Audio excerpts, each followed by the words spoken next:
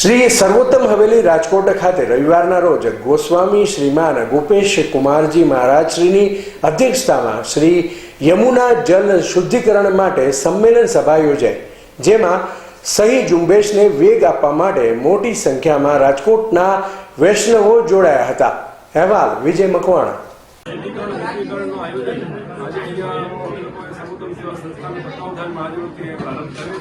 જેનો મુખ્ય ઉદ્દેશ્ય સહી ઝુંબેશ છે.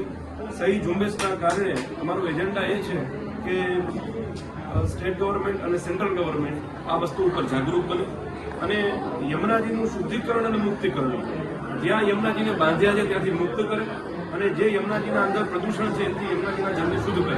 આ મારો એજન્ડા છે. જે 2011થી અમે લોકો આ કાર્યમાં સંલગ્ન છીએ અને અનેક સંસ્થાઓ, અનેક આચાર્યો, સંતો, મહંતો બધા લોકો આ કાર્યમાં સંમિલિત છે અને એમાં પણ હવે આની બહુ તાતી આવશ્યકતા છે કે ઘણો સમય નીકળી ગયો છે. હજી સુધી પણ એ સફળતા જે જોઈએ છે જે હિન્દુ સમાજને હજી સુધી મળી નથી. એટલા માટે અમે આ એક સહી ઝુંબેશ અમે પ્રારંભ કરી છે, જેનો અમને પૂર્ણ વિશ્વાસ છે કે સરકારશ્રી ઉપર આની અસર થશે અને સરકારશ્રી કામ કરે પણ છે, પણ હજી જરા વેગમાં આ કાર્ય કરે જેથી અમારી બધાની લાગણીને સંતોષ મળે. કેટલા વૈષ્ણવ વૈષ્ણવની સંખ્યા તો અનેક છે, પણ આ કેવલ એક વૈષ્ણવનું કાર્ય નથી, અપિતું સનાતન ધર્મનું કાર્ય છે. આમાં હરેક સંપ્રદાય અને હરેક આચાર્યો, સંતો, મહંતો આના અંદર જોડાવવું જોઈએ.